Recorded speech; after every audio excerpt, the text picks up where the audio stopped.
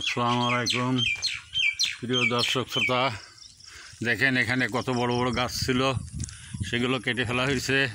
নতুন নতুন ভবন তৈরি হচ্ছে। এটা হচ্ছে কুয়েটের আইটি পার্ক। তো মোটামুটি গাছপালা কেটে যে ক্ষতিটা হয়েছে, তারপরও একটা মুক্তাঙ্গন পাওয়া যায় শহরের ভিতরে। শহরের প্রাণকেন্দ্রে এরকম একটা জায়গা পাওয়া কঠিন ব্যাপার। প্রতিদিন সকালবেলায় হাঁটতে বের হই। মাঝখানে হিট অ্যালার্টে অনেকদিন ঘরে বসেছিলাম, শরীরে অনেকটা ভেরিয়ে গেছে। তা শরীরেই বলতেছে যে অনেক দৌড়াইছো, এখন নিজের জন্য 1 ঘন্টা দাও। তাই প্রতিদিন সকালবেলায় এখানে আসি, এসে প্রায় ঘন্টাখানেক দৌড়াদৌড়ি ছোটাছুটি করি, কিছুটা হালকা ব্যায়ামও করি।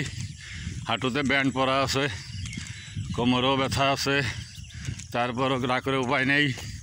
একটু যতদিন অন্তত আল্লাহ হায়াত রাখছেন, ততদিন যেন সুস্থ সবলভাবে চলতে ফিরতে পারি। এই জন্য এই প্রচেষ্টা।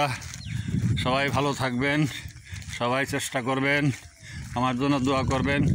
বিশেষ করে যারা 50 ঊর্ধ্ব, তারা প্রতিদিন নিয়মিত করে একটু হাঁটবেন, চলাফেরা করবেন, শরীরকে নাড়াবেন।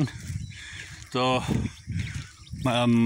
অন্য কোনো উদ্দেশ্য নয়, শুধুমাত্র যতদিন বাঁচি সুস্থভাবে কারোর উপর নির্ভরশীল না হয়ে যেন বাঁচতে পারি, সেই চেষ্টা। এই যেখানে বড় একটা পুকুর, আর ওই যেখানে গাছ কাটা হয়েছে, ওখানে একটা লেক তৈরি করা হচ্ছে। কি সুন্দর মনোরম জায়গা। এখন মোটামুটি লোকজন নাই। আমাদের মতো যারা কিছু হাঁটতে বেরোয়েছেন, কিছু কাপল, কিছু সিঙ্গেল মহিলা, সিঙ্গেল পুরুষও আছেন।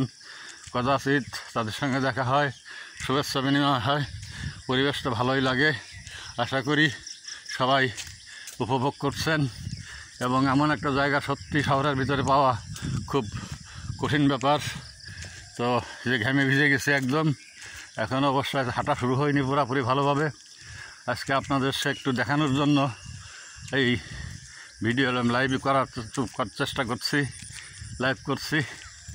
তো এটা হলো আইটি পার্ক হচ্ছে কুয়েটের, নতুন নির্মাণাধীন। এই দেখেন কত সুন্দর জায়গা, কত গাছপালা, যা ইদানিং গ্রামেও পাওয়া দুর্লভ। সবার জন্য শুভকামনা। আমার জন্য দোয়া করবেন আপনারা, যেন সুস্থ থাকতে পারি।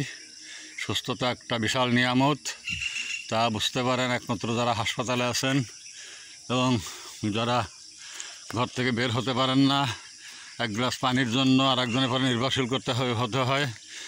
তো সবাইকে ধন্যবাদ।